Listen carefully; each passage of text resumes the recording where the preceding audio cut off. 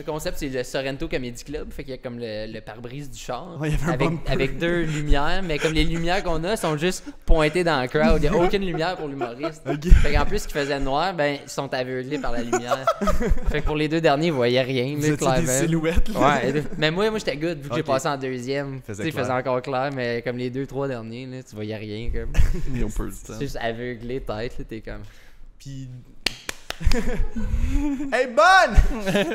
Elle est bonne, je l'ai pas vue, mais elle est bonne! C'est une chance qu'il n'y avait pas de mime sur ce show-là.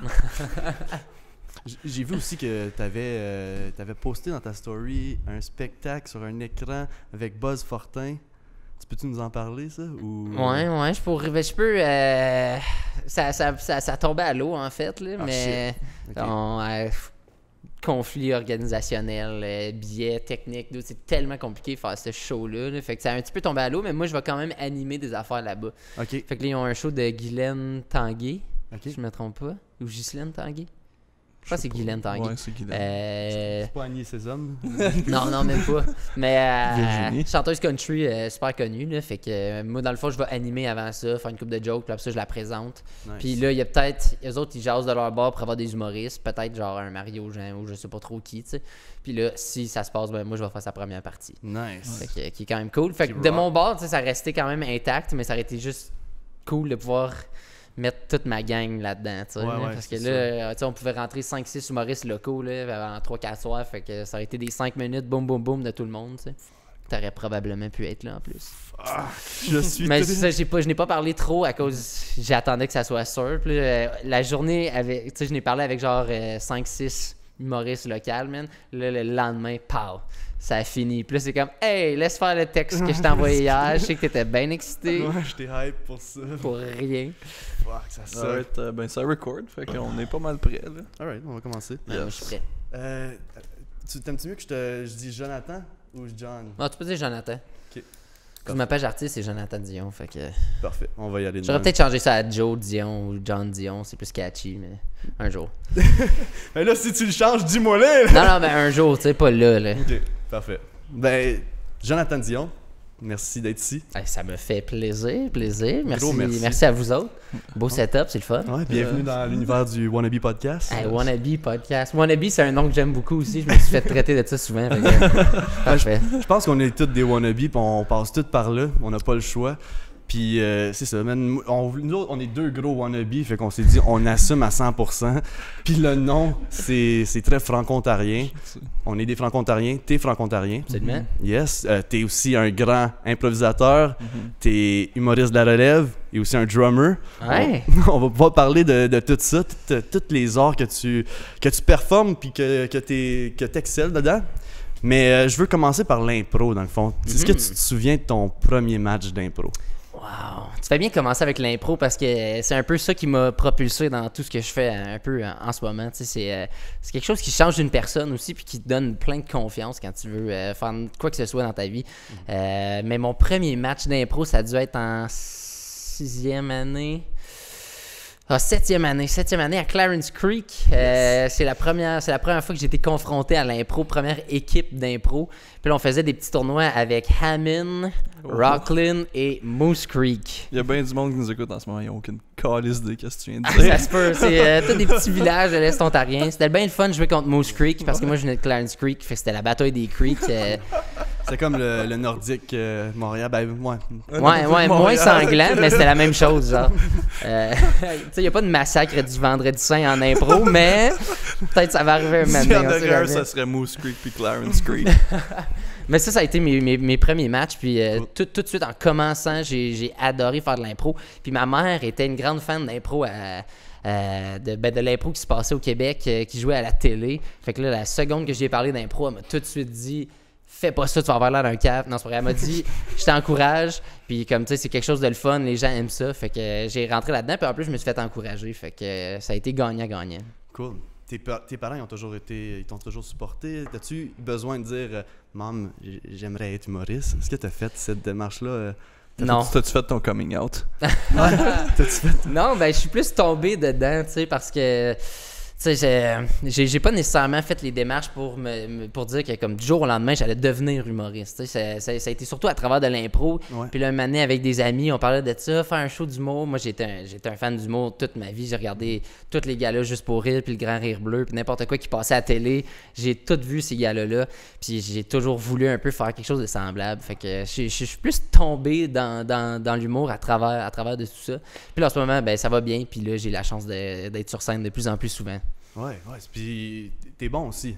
Eh ben merci. T'es comme- J'essaye. Mais tu te souviens-tu la première fois que tu t'es dit, je pense que je suis drôle? Hey, ça, sûrement à travers l'impro. Dans les premiers matchs, j'ai toujours été assez puncher. Surtout au début, j'aimais beaucoup puncher.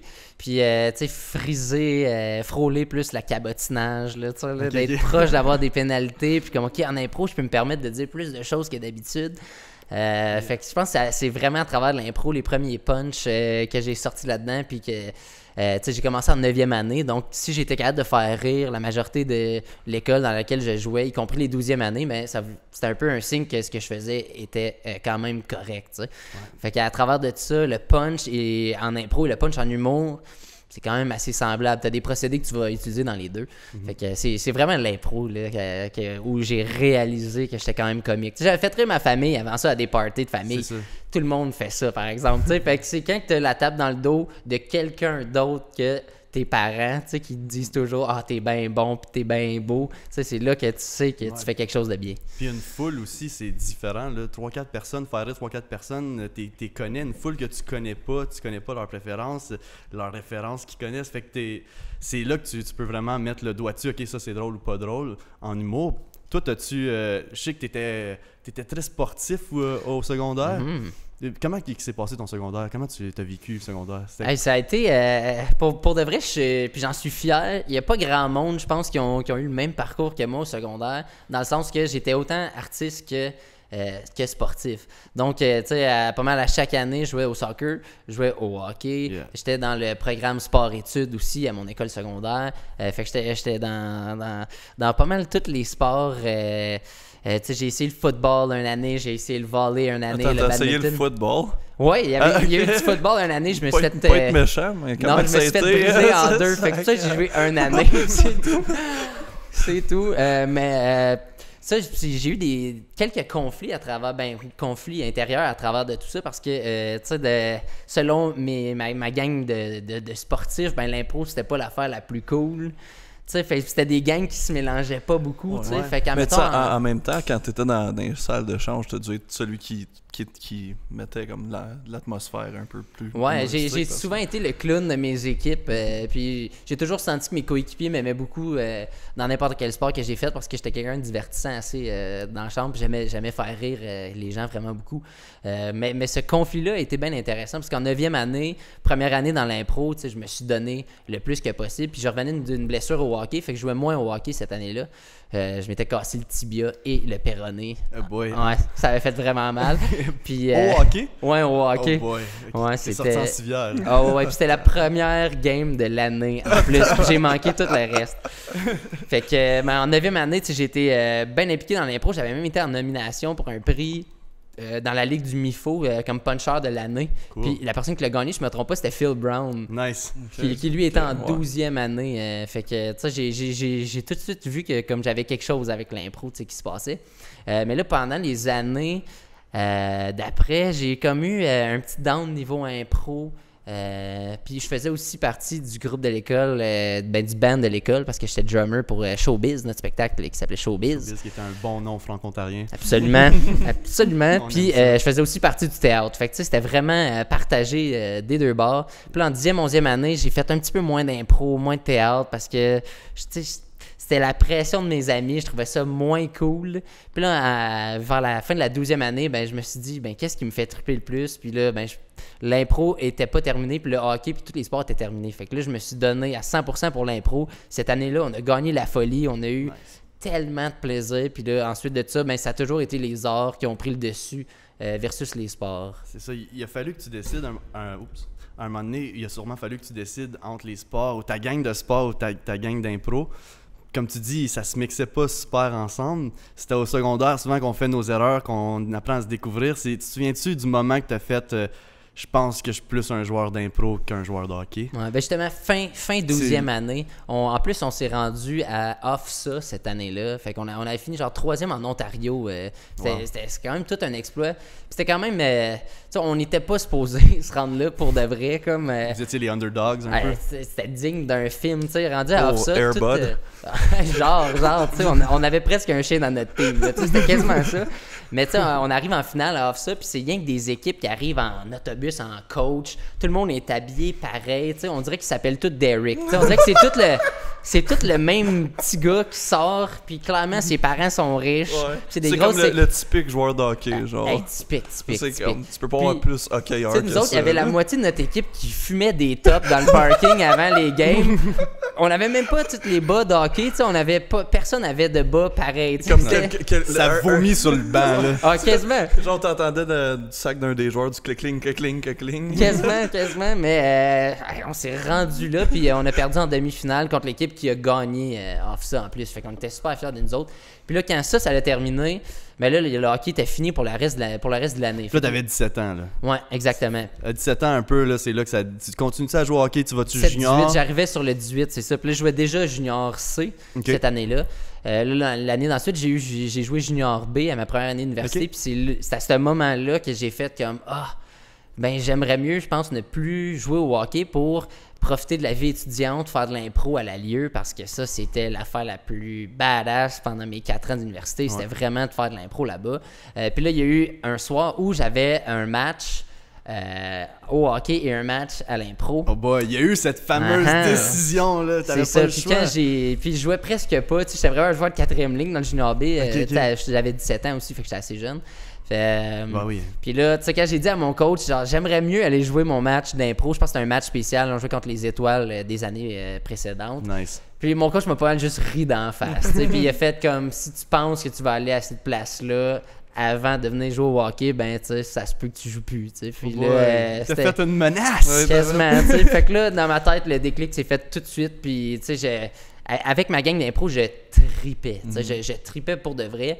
Puis l'autre gang de hockey, tu sais, on sait comment ça peut être l'environnement des joueurs de hockey. C'est toxique des fois. C'est tout le temps comme celui qui essaie d'être l'alpha mâle. puis tout C'est ça. C'est Puis un tu sais, peu tout le une temps clique, parler là. de filles, puis Ouais. blablabla. Ouais, Moi, j'ai c'est jamais été vrai. un gars qui rentrait dans ces histoires-là. Puis, tu sais, cette espèce de feeling douchebag de hockeyeur, ça me... J'étais plus capable. T'as une belle barbe, mais c'est pas une barbe de joueur de hockey. C'est ça, même les cheveux, tu sais, je me faisais complimenter pour mon flow. J'étais genre ta gueule, ok? C'est juste des cheveux longs. Tu sais, ça n'a pas tout le temps un rapport au hockey. Tu ma mâchais vie. pas du tabac. Non, tu sais, c'est dégueulasse, ça. Genre. C'est que c'est Ça fait dégueulasse. 60 ans que ça n'existe plus. Comme pourquoi que les joueurs de Fume hockey une font ça? cigarette, Ouais, man! au pire, mange ta cigarette. Tu sais, genre, fais autre chose. Mais ouais, c'est à ce moment-là, j'ai fait comme, OK, that's it. Puis là, à 18 ans, j'ai fini mon année junior B, puis j'ai arrêté de jouer au hockey. Même s'il me restait 3 belles années de junior à jouer. Moi, mon but, c'était vraiment de jouer junior B une année parce que tu sais, c'était l'équipe locale à Clarence Creek. Ouais, C'est quand même c'était un bon niveau de hockey. Ouais. Mon frère était capitaine. Ok, Fait que cool. là, t'as j'ai joué avec ton une frère. année. Ouais, j'ai joué une année avec mon frère qui était l'affaire la plus cool. Mais, Vous êtes les Richards de Clarence Creek. Ouais, mettons que mon frère, c'est vraiment Maurice, là, tu sais. Puis moi, je suis même pas Henri. Je suis genre l'autre, le troisième frère que personne connaît, genre. C'est le moi. cousin, là. Ouais, genre le poche, là. Genre, mais ouais, ça a été à ce moment-là. Cool. Fait que t'as eu... Ton frère, comment est-ce qu'il a pris ça que tu sais, t'avais 3 autres saisons que t'aurais pu continuer. Ton frère est un peu plus vieux que toi. Ouais, 2 ans plus vieux. Fait que, OK, fait que t'as eu une autre saison avec lui. Puis là, que tu te choques, comment est-ce qu'il a pris ça? Ça, il dérangeait vraiment pas. Pour vrai que je lâche le hockey, il était juste déçu qu'on joue pas une autre année ensemble. Ouais. Pour de vrai, c'est la seule affaire, mais mon frère m'a toujours tellement encouragé. Tu sais, il venait, justement, quand je jouais à la Lieu, il était là avec sa gang de chums, puis eux autres, ils ont donné des spectacles pendant nos matchs d'impro. Ils arrivaient sa brosse avec des chandails de hockey, toutes d'équipes différentes, puis là, ça gueulait des affaires pendant l'impro. Ça avait pas de sens. C'était des hecklers en impro. Genre, tu sais, pis tu peux pas avoir ça en impro. Mais tu sais, tu peux pas donner une pénalité dans la foule non plus. Fait que là, t'es comme, qu'est-ce que je fais avec mon gazou? Je mets dans la gueule. En tout cas, je sais pas. Tu décroches le 4e. Toi, t'es arbitre, puis criant? Non, moi, j'étais pas arbitre, j'étais joueur. Ok, ok. J'étais joueur à ce temps-là. Puis c'était acoustique. Moi, j'étais en première, deuxième année. Mon frère était encore à l'université aussi. Cool. Qui est 2 ans plus vieux que moi. Lui, il a Ouais. fait son bac en 4 ans. Fait que les 2 premières années, tu sais, il était tout le temps là avec sa gang de chums. Puis là, en vieillissant, j'ai réalisé que peut-être des fois, je gagnais des matchs juste à cause que les autres étaient juste comme on va pour John, on s'en fout de l'impro. Tu sais. C'est ça aussi, C'est lui l'impro. qui a tu sais. scoré. Pour eux autres, c'était juste du pre-drink. Absolument, absolument. Tu sais. Mais tu sais, pour mes shows d'humour puis tout, il va toujours faire en son possible pour être là. Ouais, puis tes parents aussi, j'imagine que je les ai vus l'autre fois au spectacle. J'ai tourné pour Boss Fortin pour le prochain stand-up. Yeah. Justement, t'avais monté, on faisait ça pour ça. Puis une captation vidéo en même temps qu'on a pu relâcher, puis qui est tombé à un bon moment juste avant le confinement. Fait Ouais. que c'était quelque chose à regarder pendant ce temps-là. Ouais, c'est cool. Regardez, puis c'était très bon. Merci. On a travaillé fort pour celle-là. C'est un number que j'ai rodé pendant plus qu'1 an. Fait que c'est un peu un number qui m'a fait avancer aussi en humour. Là. Que t'as sûrement retravaillé beaucoup. Plein de fois. Tu sais, ce number-là, je l'ai fait une 50aine de fois, c'est pas plus. Là, Nice. pour le pratiquer. Puis des fois, c'est niaiseux, mais juste ajouter un tout petit punch à travers de tout ça. Puis aussi de savoir où placer ses punchs. Parce que, tu sais, moi, j'aime ça écrire des numéros qui durent assez longtemps. Fait que c'est comme une espèce d'anecdote. Qui respire, là. C'est ça, mais avec ben des punchs, par exemple. Puis Ouais. ça a été beaucoup de comme, OK, comment ne pas essouffler non plus, tu sais, de mettre un bon gag au début, un bon à la moitié, puis un bon à la fin, tu sais, Ouais. pour que ça soit un bon roller coaster d'émotions là-dedans. For sure. Puis c'est ça, je veux en parler de ton processus d'écriture parce qu'on le sait, nous autres, on entend parler dans le milieu, les humoristes, souvent, les auteurs, c'est notre entourage ou c'est comme, tu sais, c'est le monde qu'on se tient avec. Est-ce que toi, comment tu t'inspires? Je sais que l'écriture, ça évolue toujours, là. C'est sûr que au début, tu faisais sûrement pas comme que tu fais en ce moment, puis tu vas pas faire ça dans 2 mois, tu sais. Mm-hmm. Mais je veux savoir, en ce moment, c'est comment que tu écris? C'est quoi, comment que tu... Est-ce que tu vas juste penser à quelque chose de drôle ou tu vois quelque chose de drôle qui t'inspire, puis là, t'es comme, OK, je vais noter ça, plus tard, je vais écrire. Est-ce que tu vas vivre des anecdotes pour pouvoir les écrire? Comme, c'est quoi ta façon de faire à toi? C'est drôle que tu dis ça parce qu'il y a clairement des humoristes qui partent en voyage et rien que pour avoir un numéro en revenant, tu sais, là. Moi, j'essaie souvent de me mettre comme dans des situations, puis je me dis, je vais pouvoir compter ça, puis ça va être drôle. Je faisais ça avant de vouloir écrire des blagues, mais là, je le fais vraiment parce que je suis comme, c'est un bon numéro, ça. C'est genre... Il y a Un beaucoup autre, de choses que je fais dernièrement que c'est juste pour écrire un number. Mais en fait, tu sais, je pense que c'est un gros talent d'humoriste, puis tu sais, je suis pas rendu là non plus, mais c'est de pouvoir inventer cette histoire-là, de pouvoir faire comme si c'était vrai de toute pièce. Puis ça, c'est un talent. De fou, là. C'est incroyable comme talent, tu sais. Fait que, tu sais, moi, je suis pas le gars qui voyage le plus ou peu importe, mais tu sais, j'ai des numéros où je vais dire que j'étais parti en voyage, mais tu sais, c'est peut-être une anecdote de quelqu'un d'autre que moi, je trouve super drôle. Puis je me dis, ça doit être raconté, cette anecdote-là. Donc, je vais peut-être la prendre pour faire un numéro. Mais depuis, mettons, mes débuts jusqu'à aujourd'hui, j'ai changé vraiment ma méthode. Au début, tu sais, je voulais tellement avoir le texte parfait. Puis, mettons, en Ontario puis en Outaouais, on n'a pas la chance de roder beaucoup un numéro. Donc, des fois, il faut que tu écris un numéro, puis là, tu passes à une soirée d'humour, tu l'as fait une fois ou tu l'as peut-être jamais fait. T'sais. Puis là, faut quand même que ça soit bon parce que les gens ont payé pour aller voir ça. Mettons, aux stations 4 saisons qu'il y a dans l'Est ontarien, c'est une bonne soirée d'humour qui invite plein d'humoristes locaux. Mais nous autres, on n'a pas nécessairement la chance d'aller roder partout avant de passer à cette soirée-là. La plupart des soirées d'humour sont 1 fois 2 semaines, 1 fois par semaine. Exact. Exactement. Comme moi, j'ai la chance d'animer aux 2 semaines, donc au moins, je peux, quand j'anime, je peux me permettre d'essayer des choses à chaque fois. Fait que ça va m'aider beaucoup. Mais au début, j'écrivais là, comme un malade, puis là, OK, non, ça, c'est pas bon. Puis là, la journée d'après, je modifiais jusqu'à temps que j'arrive au spectacle, puis là je me rends compte que comme j'ai trop modifié d'affaires, c'est rendu ben trop loin, puis c'est même plus drôle, tu sais. Fait que là, dernièrement, j'y vais avec une certaine légèreté quand je vais écrire.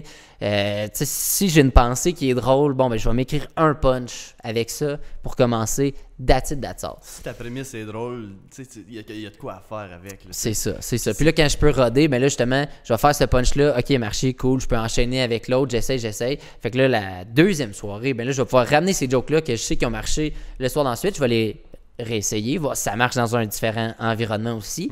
Et je vais en ajouter un autre ou 2 autres, mettons. Puis Des là, surpunch ou ouais, juste c'est des ça. nouveaux gags? C'est ça, des carrément? surenchères. Ok. Fait que là, je vais continuer. Puis là, c'est comme une espèce de vague, là, quand tu termines ta joke pour essayer d'avoir le plus de punch que possible jusqu'à temps que ben, la vague elle vienne crasher. Ouais. T'sais. Fait que tu essaies de surfer le plus que possible sur ce premier rire-là. Puis là, tu essaies d'en mettre le plus que possible. Comme ça, quand ça termine sur un high. Les gens sont comme « Wow, je viens de rire à gorge déployée pendant comme 1 minute. » C'est cool. Peut-être même un petit clap qui est vraiment valorisant pour un humoriste. Vraiment. Surtout quand il n'y a pas juste une personne qui fait comme... Là, t'es comme « Oh, je t'ai entendu applaudir, tu peux continuer. » Puis là, les gens vont applaudir. C'est comme « Ouais, ça compte pas, ça. Ça compte pas. » Ben ouais. On peut le compter au début, là. C'est ça. Mais c'est ça. Est-ce que avant tu étais plus discipliné pour ton écriture? Est-ce que tu te disais j'écris 2 heures aujourd'hui ou c'est vraiment quand tu es inspiré? Moi, je pense que je marche beaucoup avec l'inspiration parce que je pense pas qu'on peut se forcer à écrire quelque chose de drôle rien que de même. Je pense pas que ça existe de juste une journée où tu sais, je suis comme... Je suis pas trop dedans, un petit peu hangover, peu importe. Puis je me dis, bon, ben aujourd'hui j'ai du temps, bon, ben j'écris un number. Mais c'est pas vraiment comme ça que ça marche. C'est souvent, quand j'ai les meilleures idées, les meilleurs punchs que j'ai eu, c'est souvent comme j'étais à la veille de tomber endormi, puis là, pow! Oh, c'est ça, c'est drôle. Ouais. Puis là, je l'écris genre sur mon cell, puis là, le lendemain, ben là, je vais le retravailler, mais c'est comme des moments d'inspiration plus que de se dire, bon, ben aujourd'hui, dimanche le 17, ça va être ma journée d'écriture, puis je vais chier un number de là. Ah, j'aimerais ça être capable de faire ça. Non, mais tu sais, tout le monde aimerait ça, mais je pense pas que c'est possible d'écrire comme ça. Puis c'est mieux de s'inspirer avec comme ce qui se passe en ce moment, de vibrer vraiment avec son numéro pour qu'il soit vraiment original en même temps. Ouais. Puis là, au début, justement, moi, c'était des affaires tellement précises. Puis là, j'y allais mot par mot. Puis là, ben là, je suis beaucoup plus confiant sur scène, tu sais. Fait que après 4 ans, tu sais, je suis beaucoup plus à l'aise. Fait que là, je peux me permettre de, tu sais, des fois, quand je suis surtout en rodage, ben là, je vais pas nécessairement terminer mes blagues. Tu sais, je me permets de faire des punchs. Tu sais, ceux-là, ils ont bien marché, parfait, je vais trouver une fin plus tard, tu sais. Fait que, mais tu sais, je peux me permettre de faire ça parce que là, je suis moins stressé sur scène. Ouais. Est-ce que tu trouves que l'impro c'était plus, pas dire plus facile à puncher parce que c'est pas vraiment plus facile, mais est-ce que tu trouves que c'était plus facile avec d'autres gens qu'être tout seul sur scène? C'est quand même une bonne question. Puis, tu sais, moi, au début, en plus, je me disais, tu sais, humour, impro, tu sais, c'est presque la même chose, fait que c'est pour ça que je fais les deux, mais pour vrai, le plus que ça va, le plus que je me dis, waouh, c'est 2 mondes complètement différents. Parce que en impro, t'as quelqu'un à jouer avec, ben, à moins que ce soit une improvisation tout seul, c'est ça. Il va te feeder des perches, il va te feeder des prémices. Que toi, tu peux vraiment, si tu as un bon sens de la répartie, tu peux embarquer dessus. Je pense que l'impro aiguise ton couteau de la répartie. Absolument. Mais- J'imagine que faire de l'impro, ça t'aide peut-être plus à dealer avec des hecklers ou à improviser certaines choses. C'est ça. Comme moi, vu que j'anime, c'est quand je vais animer une soirée, ben là, tu sais, moi, j'essaie de faire le plus de crowd work que possible. Puis ça, évidemment, l'impro, ça m'a beaucoup aidé. Mais ce qui arrive en impro, c'est que ce qui est spontané, c'est ça qui est drôle. Ça arrive comme on the spot. Puis la preuve, c'est que j'essaie toujours de raconter un impro qui a super bien été. Genre la veille à mes chums, puis les autres sont comme... C'est ça. Écoute, tu fucking parles, dude. Ça fait aucun sens ce que tu me dis. Je suis comme, fallait être là, tu sais. Ouais. drôle, Mais c'est ça l'impro. C'est spontané, Faut- c'est fallait ça. être là. Faut être là. Tu sais, puis un C'est numéro plate, avec. l'impro filmé. Absolument, tu sais. Ben, tu sais, je dis c'est plate, entre guillemets. Parce là. que t'as l'énergie de la crowd que tu peux feeder aussi off dans le stand-up puis dans l'impro. Mais l'impro, c'est différent. Mais il y a quelque chose de valorisant à faire un gag en impro. Tu sais, sans l'avoir préparé, puis tu sais, tout le monde trouve ça vraiment drôle. Tu sais, Parce que le public d'impro s'attend que ce soit peut-être pas c'est pas un grand, c'est pas du grand humour. Là. Ben, un crowd de stand-up s'attend que t'as écrit, t'as pris ton temps. En impro, t'as pas ça. Ils veulent rire. Ah ouais, c'est ça. absolument, mais tu sais, avec l'impro, tu peux aller plus ailleurs. C'est pas nécessairement juste drôle, l'impro. Tu sais. Fait que ça, c'est une affaire que j'aime beaucoup parce que j'adore jouer vrai. J'adore faire des personnages. J'aime beaucoup faire des dramatiques. J'adore les impros chantés. Fait que cette espèce de polyvalence-là qui vient avec l'impro, j'adore ça. Tu sais. Puis oui, c'est spontané, l'impro, mais l'humour aussi va l'être. Tu sais. Fait que je trouve que aide l'autre, sauf quand justement il est le temps de vraiment faire un number, puis mettons, t'as un 5 minutes. puis il faut absolument pas que tu débordes, ben là, faut pas t'improviser. Mais est-ce que des fois tu le fais? Est-ce que tu penses que des fois, être sur le stage puis t'improvises quelque chose que ça rajoute à ton numéro? Oui, définitivement, mais c'est souvent des tout petites affaires que je me permets de faire peut-être justement à cause j'ai un petit peu plus de confiance à cause de l'impro. Fait que là, des fois, je suis capable de... Tu sais, des fois, ça va arriver, tu sais, t'as fini ton punch, puis quand tu l'as écrit, c'était juste ça, mais là, oups, sur scène, t'as pensé à quelque chose, puis là, tu l'essayes, là, ok, ça a bien marché, parfait, faut que je m'en rappelle pour le show d'après. Mais en même temps, ça peut aller des deux bords, ça peut être super pas drôle aussi, tu sais, mais tu peux si tu ruiner fais ton le numéro, rire que t'as eu, tu sais. c'est ça, tu sais, comme moi, mettons mon numéro qui est en captation vidéo qu'on a fait avec Buzz Fortin, tu sais, ce numéro-là, je suis super confortable, fait que je serais bien à l'aise, tu sais, d'aller à travers de tout ça, mais si j'ai besoin de rentrer dans mon 5 minutes, mais là c'est non, tu sais, là c'est vraiment juste ce que j'ai écrit, mes punchs avec le bon temps entre les rires et tout ça. Puis tout, j'estime des soirées d'humour, ça te permet aussi à peut-être plus improviser.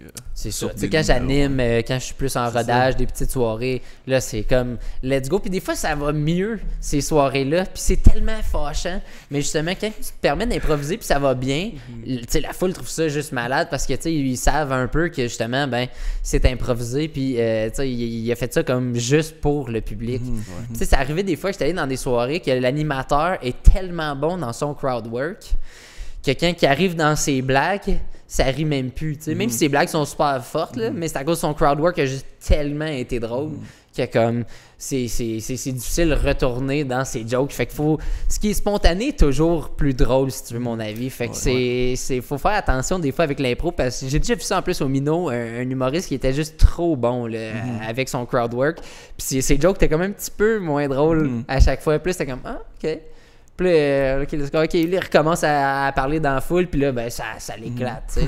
Peux-tu nous expliquer la différence entre animer une soirée d'humour et jouer dans une soirée d'humour? Ben oui, mais dans le fond, animer, la mission de l'animateur, je pense, c'est de faire en sorte que tout le monde est super à l'aise. Fait que, tu sais, c'est pour ça qu'on dit le terme crowd work quand c'est le temps d'aller parler au public au début. Tu sais, tu vas jaser. Tu sais, des fois, c'est des questions un peu universelles, tu sais, c'est comme... De où tu viens, qu'est-ce que tu fais dans la vie, tu sais, puis là, tu essaies de développer une complicité pour que ça devienne quelque chose de vraiment bon. Puis là, en même temps, tout le monde peut se voir un petit peu à travers de ça, tu sais. Ça, c'est quelque chose de spécial aussi à faire en humour. Mais c'est que tout le monde soit à l'aise, prêt à commencer pour que le premier humoriste embarque, puis là, les gens sont fébriles, ont le goût de rire, puis là, ça va bien pour tout le monde. Tu sais, fait que l'animateur...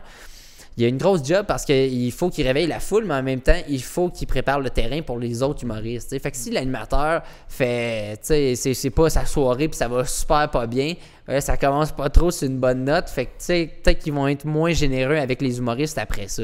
Fait que c'est important que, tu sais, on sourit.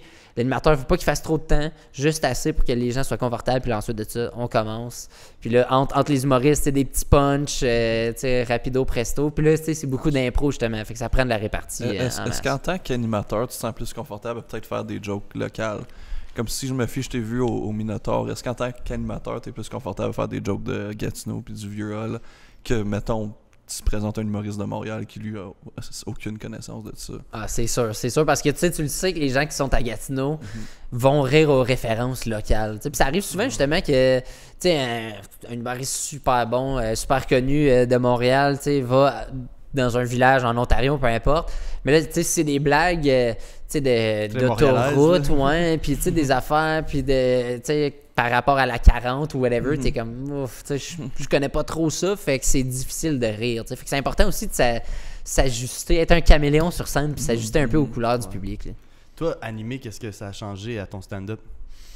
Ça m'a ouvert des portes, ça m'a montré que j'étais quand même confortable à aller jaser avec des gens, puis ensuite de ça, retourner dans mon texte. Ouais, c'est ça. Puis j'aime beaucoup ça, puis c'est comme une espèce de défi aussi. Puis des fois, quand j'anime, tu sais, je me prépare une espèce de numéro en me disant, faudrait pas que je fasse ça, tu sais, mais tu sais, c'est important d'avoir quelques blagues quand tu animes, mais c'est surtout, je pense, de pas trop se préparer d'affaires pour être confortable à justement jaser le plus que possible. Puis des fois, c'est difficile parce qu'admettons, à Gatineau, au Minotaur, ça arrive des fois que, tu sais, toutes les personnes en avant à qui je peux parler, c'est toutes des amis, tu sais. Ouais, c'est ça. Toutes des gens que je connais, puis je suis comme, hey, tu travailles où? Même si je le sais, tu sais, c'est comme...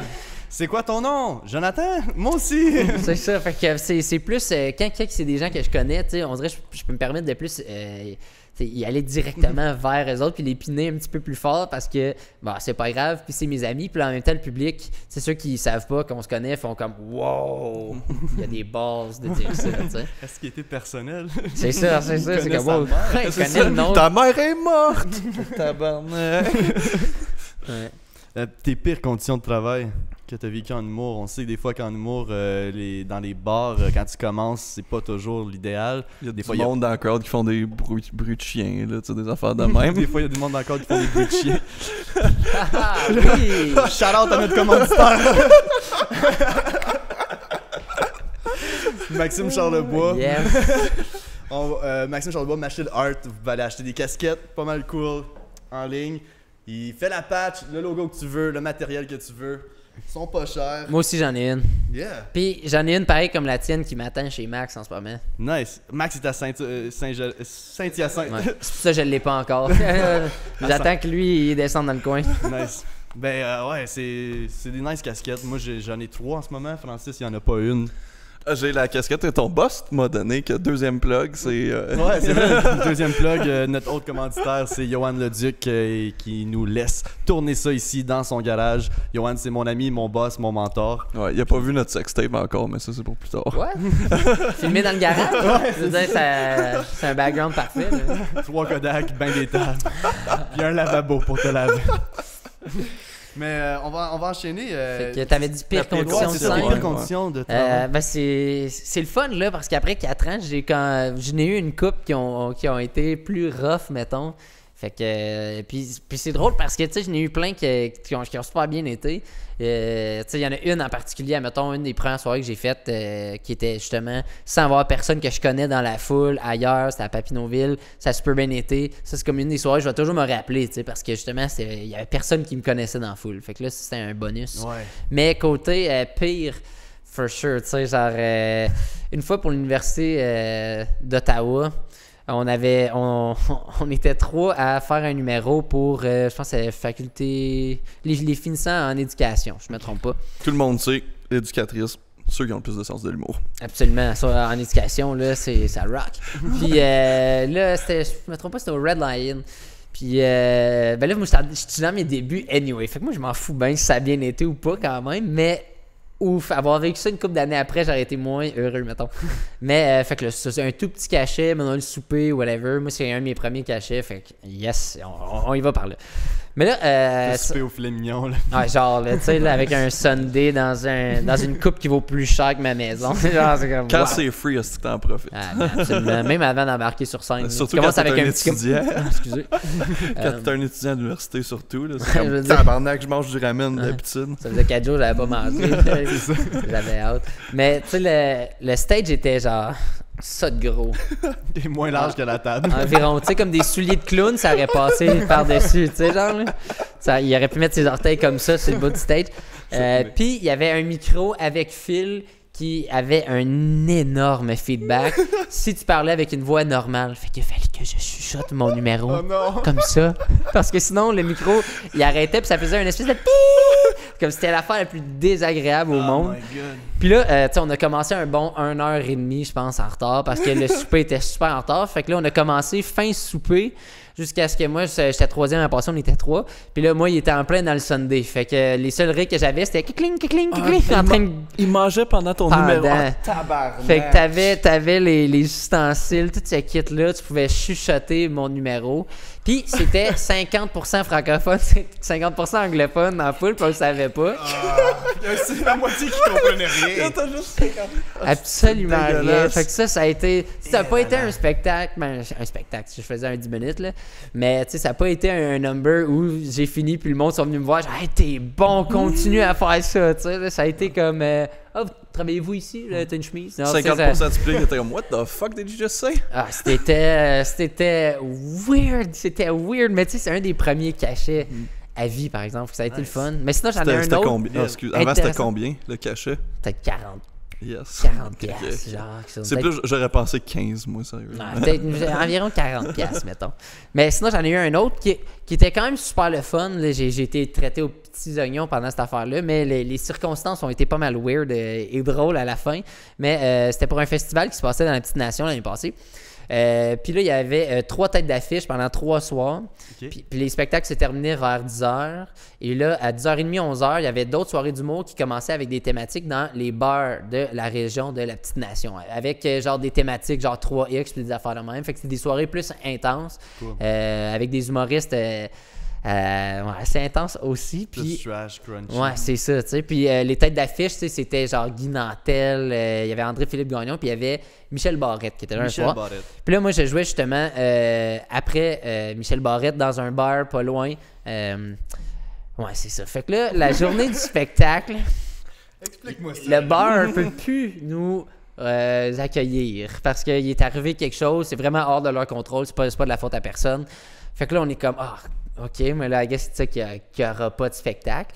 Puis là, non, finalement, on va quand même le faire, mais on va le faire sous le chapiteau après le spectacle de Michel Barrette. So, t'as closé pour Michel Barrette. Ouais, j'ai pas closé pour grand monde parce que, mettons, il y avait environ 1200 personnes pour Michel Barrette. Puis Michel, il attire sa sauce pendant. Ah ouais, puis Ouais.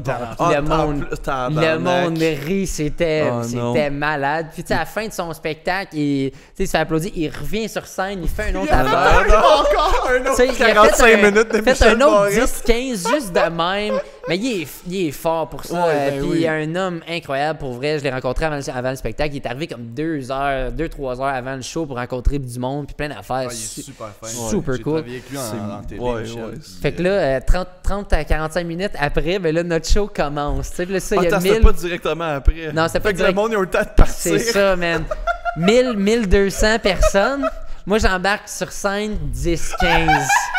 Une rangée, il y a comme 60 rangées de chaises. Il y a rien que du monde dans la première rangée, OK? Puis il y a rien qu'un vieux couple qui est resté clairement juste par politesse. Puis la madame, assise direct dans le milieu, elle dormait. Oh non!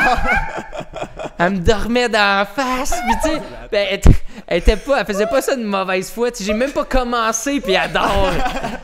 Je veux dire, c'est pas une chose que je peux faire. Fait que là, j'essaie, tu T'as été sais. de la briller un peu? Je savais pas quoi faire. Tu sais, je jasais avec son mari, tu sais. Fait que là, on l'a réveillé pendant le show. Elle a pas trouvé ça drôle, puis elle a décidé que c'était le temps d'y aller. Fait qu'ils se sont levés. Marche à travers, c'est comme, OK, là, il y a comme... Hey. Tu sais, puis là, il y a 8 personnes, puis là, les deux dans le milieu sont plus là. On dirait un sourire qui manque les 2 dents en avant. Genre, c'est dégueulasse, comme... Qu'est-ce que j'étais en train de vivre? Puis C'est le rocher percé du... j'avais 30 minutes.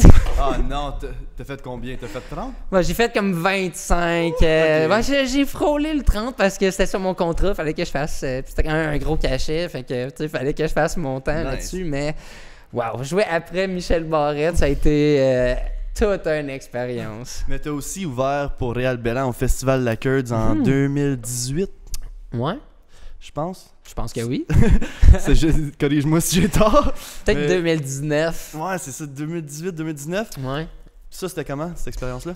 Ça a été... C'était mon premier show en avant de plein de monde, ça. Puis, festival de la Bine, il y a du monde. Il y a comme... C'est-tu de la... Oui, c'est de la bine, c'est la plante à jeunesse. Ouais, c'est ça, c'était le festival de la Bine.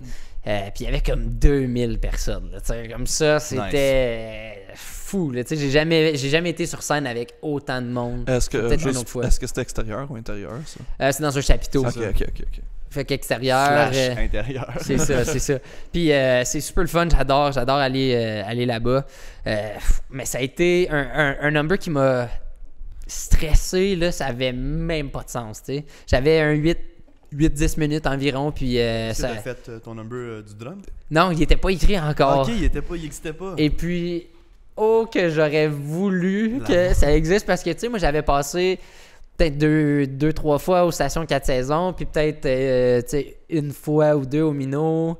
Puis là, j'animais une petite soirée qui s'appelait French Comedy à Ottawa. Que t'as parti à l'université? C'est ça. Fait que tu sais, j'avais été sur scène une couple de fois, mais j'étais pas encore rendu, je pense, à ce calibre-là. Mais eux autres, tu sais, puisqu'ils avaient un engouement humoriste local qui se développait, mais eux autres, ils ont tout de suite voulu encourager local. Puis la Bénerie sont super pour ça. Ils m'ont engagé. Alain m'a engagé 2-3 fois pour ses parties de Bénerie puis ces affaires-là. Puis c'est super le fun. Puis je l'adore. Il est super, super.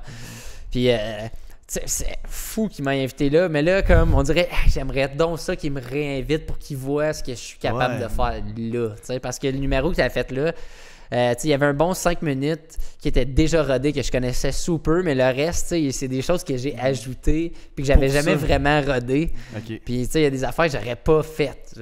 Fait que il y a bien des choses que j'aurais fait différemment pour ce numéro-là, mais ça a été une super expérience. Puis j'avais comme 40, 50 de mes amis, famille qui étaient là. Fait que ça a été un beau moment. Là. Est-ce que tu étais le seul opener ou il y en avait plusieurs? Il y avait moi, puis ensuite, il y avait un imitateur de Hawkesbury. Son nom m'échappe en ce moment. En plus, je le suis tout le temps sur Facebook. Il a comme une grosse barbe, puis des beaux cheveux. Il chante malade, pour vrai. En tout cas, ça va me revenir tantôt, je suis sûr. Ouais. Mais lui faisait un bon comme 40 minutes aussi. Ça a été un gros show. Là. Dans le fond, comme moi j'étais le premier à passer, lui était deuxième. Ensuite de ça, c'était Réal Bélan. Cool. Puis c'était un bon show. C'était un très bon imitateur. Puis Réal Bélan, évidemment, c'est Réal Bélan, je veux dire. Moi, je le regarde depuis que je suis tout petit. Là, fait que ça a été quelque chose de rencontrer ce gars-là puis de serrer la main aussi. Là. Si tu me donnes ton top 5 humoristes en ce moment, comme en ce moment aujourd'hui, là, on est le 9 juillet. On est le 9 juillet. C'est qui ton top 5? Tu peux-tu me le dire à voix haute? Oh boy. Hey, pour vrai, je sais pas. C'est dur de faire un top 5, je dirais, parce que souvent, comme je vais triper un humoriste, puis ensuite de ça, je vais en avoir un autre. Mais j'aime beaucoup l'humour en général. Fait que j'aime beaucoup d'humoristes. Mais je dirais Adib El-Kaïdé. Cool. Ses derniers numbers qu'il a fait, j'ai trouvé ça malade. Son numéro sur Humoriste du Monde, je trouve ça phénoménal. Je trouve ça super bon. J'aime beaucoup. Côté anglophone, un gars qui s'appelle Anthony Jeselnik. Je l'adore, qui est malade. Puis tu sais, je pense que je l'aime autant, ce gars-là, parce qu'il fait de l'humour que moi, je suis pas vraiment capable de faire. Ou que, t'es pas capable ou t'es pas à l'aise? Peut-être pas. Moi, je suis vraiment pas. Je suis pas vraiment trash. Je suis pas vraiment. J'ai pas vraiment ce casting-là non plus. Mais je trouve que ça me permet de me fâcher plus dans des numbers, par exemple, parce que ça clash vraiment avec mon personnage. Fait que le monde, ça les fait réagir. Puis ils trouvent ça intéressant que je peux aller d'un autre côté. Mais ce gars-là, tu sais, c'est rough, c'est bon. Puis tu sais, c'est des liners. C'est des liners. Puis c'est dark. Il parle de la mort quasiment dans toutes les liners. Ben, son dernier. Le show que j'ai vu sur Netflix, c'était littéralement une joke de bébé mort dans le titre. Ben oui, absolument. C'est le genre de choses qu'il fait. Mais tu sais, j'aime beaucoup Daniel Grenier aussi. J'aime bien un gars qui est capable d'être absurde.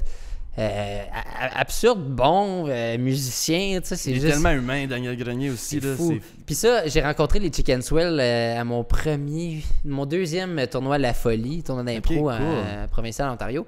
C'est eux autres qui faisaient le show pour La Folie. Nice. Puis je les avais rencontrés backstage. J'avais été avec des amis à des places où on n'était pas supposé aller. Puis là, je pense qu'on est atterri dans leur loge. Comme. Puis ils ont juste fait comme « Hey, salut les gars! » Puis comment ça va? Puis eux autres, on était loin nord de l'Ontario. Fait qu'ils étaient « Hey, les gens nous connaissent un peu? » Je suis comme « Hey, moi j'ai vu votre show sur super écran comme 200 fois. » Puis là, ils ont juste fait comme « Ah! » Valeur, c'est ça qu'on fait à soir. c'est pas grave. Au pire, je vais vendre les punchs aux autres. C'est ça qui va arriver. Mais ils nous ont jasé un bon 10 minutes là, avant que quelqu'un vienne nous pogner pour nous dire « OK, vous n'êtes pas supposé être ici. » Nice. Mais tu sais, super humain, super le fun. Puis j'adore son style d'humour. C'est vraiment quelque chose. Puis j'aime bien Roman Frésinet aussi, qui est un Français, mais genre vraiment space, vraiment absurde. Puis genre, ce gars-là, il pousse la réflexion dans ses numéros. C'est incroyable. Il y a un numéro genre sur un arbre que j'avais vu un moment donné qui est super drôle, mais à la base, c'est pas compliqué, c'est sur un arbre son numéro, mais c'est tellement original, loin, tellement drôle. Puis ce gars-là, c'est une star phénoménale en France en ce moment. Cool. Il est rentré, si je me trompe pas, il est rentré à l'École nationale de l'humour assez jeune, genre 19 ans, puis il a été ici pendant un bon bout, puis il est de retour en France où il est en train de cartonner en ce moment. Qu'on dit en bon français. En France, ouais. En parlant de l'école d'humour, je voulais savoir ton opinion un peu envers l'école d'humour. Qu'est-ce que tu en penses? Qu'est-ce que tu penses que ça peut faire pour la carrière d'un humoriste? Puis est-ce que toi, t'aimerais éventuellement aller étudier là-bas? Je pense que si j'avais à y aller, j'aurais déjà été. Okay. à cause que, tu sais, ça va ouvrir certaines affaires. Tu sais, c'est clair que, tu sais, juste pour être à l'aise à écrire un number, être sur scène, faire des numéros, l'écriture, et en même temps, se créer un réseau qui est pas mal, je pense, le numéro 1, je pense, d'aller à l'École nationale de l'humour. Mais moi, j'aurais voulu essayer avant, mais là, j'ai comme, tu sais, d'une année à l'autre, je faisais juste de l'impro pour le fun. Puis j'ai fait un premier stand-up.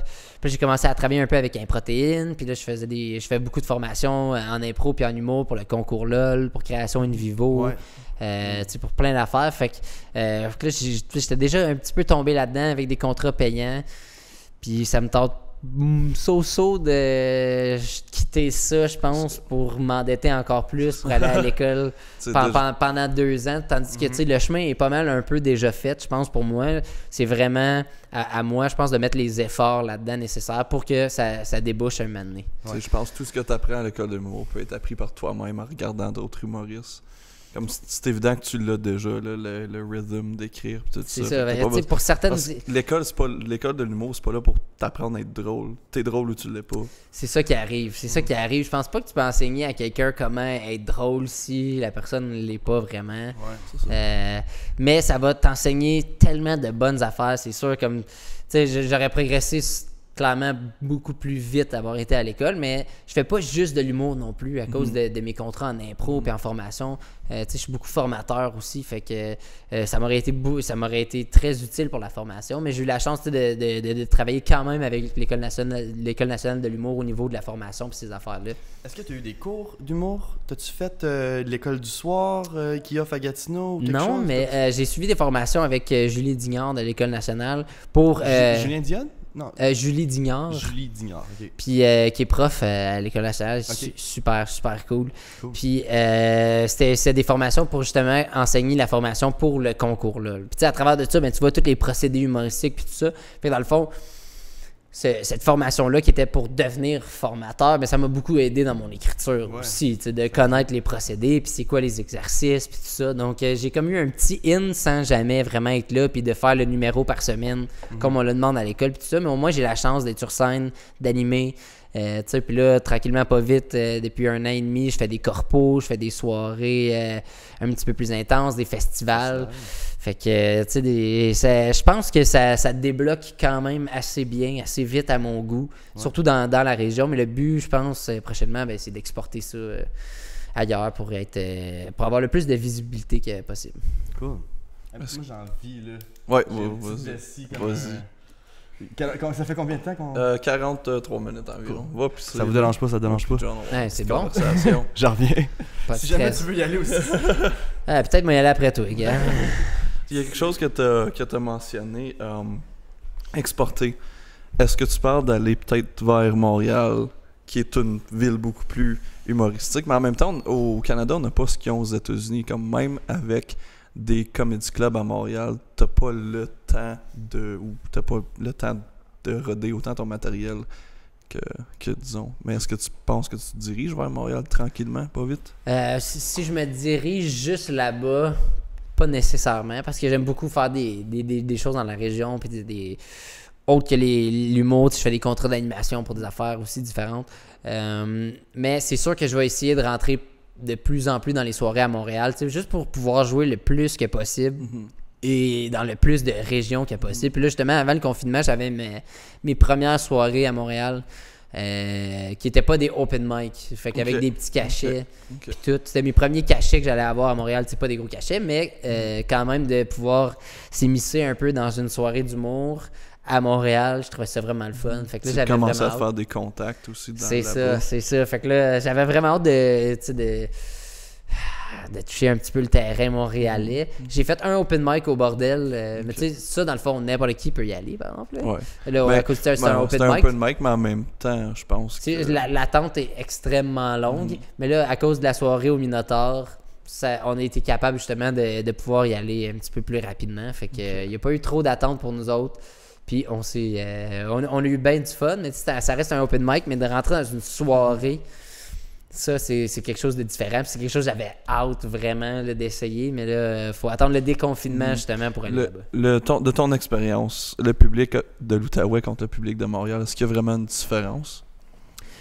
Ouais, je pense que oui. Peut-être dépendamment de l'âge du public aussi, ça va varier. Mais tu sais, mettons, les habitués de soirée d'humour montréalais en voient beaucoup d'humour. Puis l'humour évolue avec ce qui est culturellement dans cette région-là. Fait que quand il y a comme un style des fois qui s'installe, mais là, ce style-là peut rester pendant un bon petit bout.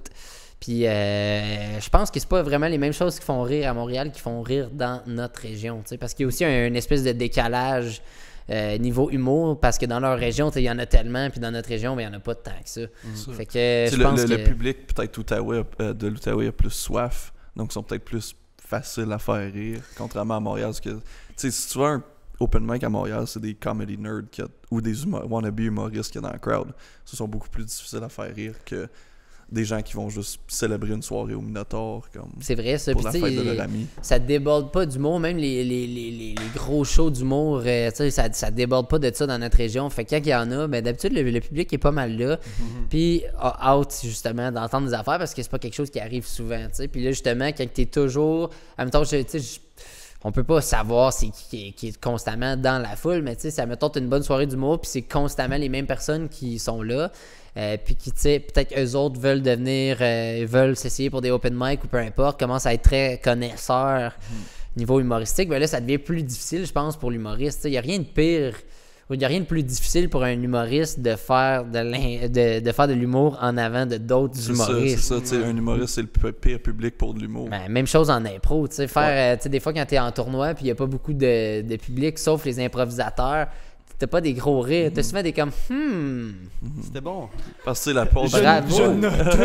Bravo, c'était fort, tu sais, mais le monde dans la crowd, comme moi j'aurais pas dit ça de même, au lieu de juste apprécier la structure ou le gag, ils sont juste... Ils voient la mathématique derrière un peu, c'est ça qui arrive, ils font comme ok, tu viens de faire une c'est un peu comme aller voir un tour de magie puis tu connais déjà les trucs, tu sais. Ouais. C'est comme t'as moins la surprise, on dirait, quand t'as tellement, puis tu sais, des gens qui sont open micers ou humoristes depuis super longtemps, ben ils ont, puis qui écrivent beaucoup, puis qui ont une bonne discipline d'écriture, ben ils ont écrit là sur plein d'affaires, tu sais. Fait que si un moment donné, tu parles d'un sujet que j'ai déjà écrit, let's go. C'est ça, puis là c'est comme je suis au first que ma joke est meilleure, tu sais. Puis veux pas, il y a toujours une espèce de petite comparaison, puis de vouloir être original avec l'angle qu'on veut utiliser sur son sujet, parce que tu sais, faut pas se le cacher, tous les sujets ont pas mal été faits, tu sais, ou quasiment tous les styles, fait que c'est de trouver un angle qui est différent des autres, là. Ouais. Puis ton angle c'est super important. Est-ce que tu trouves qu'il y a une compétition en Outaouais? Non. Moi, je dirais qu'il y a plus une fraternité. Puis c'est une des raisons pourquoi que c'est le fun. Ouais. Puis que on se donne tous des bons petits coups de coude quand on sort. Puis c'est comme, hey, yes, t'as bien fait ça. Je pense que la plupart des open micers ou des humoristes de la relève de l'Outaouais, c'est tout du monde de petits villages qui entourent. Fait que ils comprennent plus qu'est-ce que... Ah, il y en a beaucoup, c'est sûr. On a beaucoup de franco-ontariens. T'es parti, je pense, de la Ligue de l'humour de l'Outaouais. Je sais pas si c'est toi, Fred Lalonde. Ah, ben en fait, on Phil était Brown. une gang en arrière de ça. Genre avec Phil, Pat Guillotte, Simon Lavergne aussi qui était là pas mal. Fait que, tu sais, ça a été plus comme une collaboration. Fred Lalonde en fait beaucoup pour ça, vu qu'il est booker. Ouais. Puis là, il est rendu chroniqueur aussi, genre. Ouais. Puis, tu sais, on veut tous se partager un petit peu les tâches, mais avoir deux bookers, des fois, c'est ben trop mélangeant. Fait que, tu sais, il prend soin de ça. Moi, j'anime, il y en a d'autres qui font la porte. On a comme tout un peu nos jobs. C'est plus comme un collectif d'humoristes de la région. Mais tu sais, on n'est pas assez, on se vole pas de contrat, tu sais. Puis souvent, il y en a un de nous autres qui va avoir eu une connexion avec quelqu'un. Puis c'est comme, hey, il cherche une soirée d'humour là. Puis tu sais, ben ça va être notre gang. On s'aide. Puis tu sais, les styles sont tellement différents. Comme si quelqu'un veut booker Fred Lalonde, mais il va booker Fred Lalonde, il ira pas. Ça serait pas une compétition, toi, Fred Lalonde. Ben non, tu sais, parce que Fred, justement, il a son style. Puis ça, c'est cool aussi parce que tu sais, on n'est pas une méga gang d'humoristes dans la région. Mais il y a beaucoup de styles différents qui est comme super le fun parce que là, pendant la soirée, ben c'est rafraîchissant, tu sais. Ouais. Comme justement, Fred, il est bien absurde dans ses numéros, même c'est flyé bien raide, fait que... Il y a un beau personnage de scène, Fred. C'est ça, fait que entre deux personnages qui sont plus comme stand-up trad, plus punchy, rapido presto, ben là, ça fait juste tellement du bien d'avoir Fred en tout ça. Tu sais. Ouais. Non, pour vrai. Mais J'ai là, en plus- rarement eu mal aux côtes comme quand j'ai vu Ouais. Fred sur Puis un stage. qui est le fun parce que l'absurde, tu sais, moi aussi j'adore ça, Là, mais. tu m'as nominé 2 humoristes absurdes Ouais, c'est dans ça, ton top tu sais, 5. j'adore ça, mais comme. Ça me fascine à quel point il y a tellement de gens qui comprennent pas l'humour absurde. Tu sais, c'est vraiment quelque chose de difficile à faire ça, puis que tout le monde puisse aimer ça. Tu sais, c'est vraiment difficile. Je pense que l'absurde est beaucoup plus populaire avec comme les comedy nerds que le public Ouais, général. C'est plus jeune souvent Ouais. là, aussi, tu sais. Là. Mais comme les Denis, ils ont été misunderstood pendant le longest time. Là, tu Ouais. sais, Mais ils ont toujours été bookés dans tous les festivals.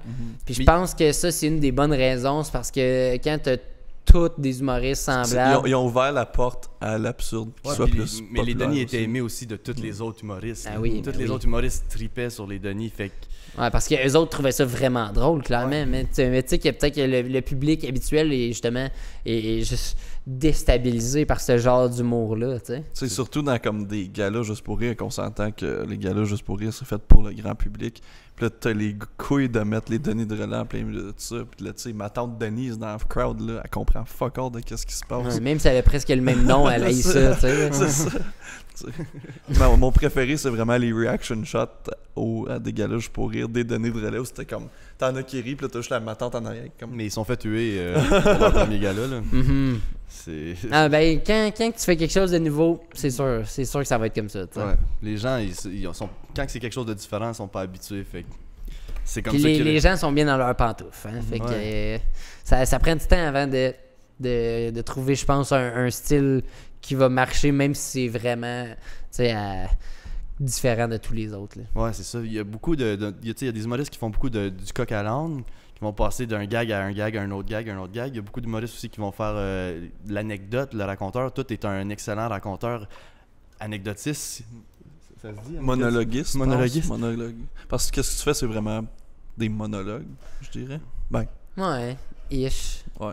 Ish. Mais c'est Ouais. du stand-up, puis tu comptes des faits vécus souvent. Souvent, mais il y en a plein que c'est pas vrai. par Ouais, contre. Ouais, c'est Mais sûr. que- Toi, c'est vraiment plus du stand-up traditionnel, de un Ouais. micro, un Ben, humoriste. ça dépend de quelle région aussi. Parce que, mettons, stand-up traditionnel aux États, mais c'est des liners. Tu sais. Ouais. C'est vraiment ça, je pense, la base de l'humour, c'est plus des liners, des blagues rapides. Ouais. Mais le côté raconteur, je pense que ça a plus été amené par genre un autre mouvement d'humoristes qui ont fait comme ah, tu sais quoi, ça me tente pas Ben, de faire comme tous les autres. Je pense aux États, c'était comme Sam Kinison, puis dans cette Ouais, région-là, ouais. puis tous des humoristes comme ça qui ont amené ça.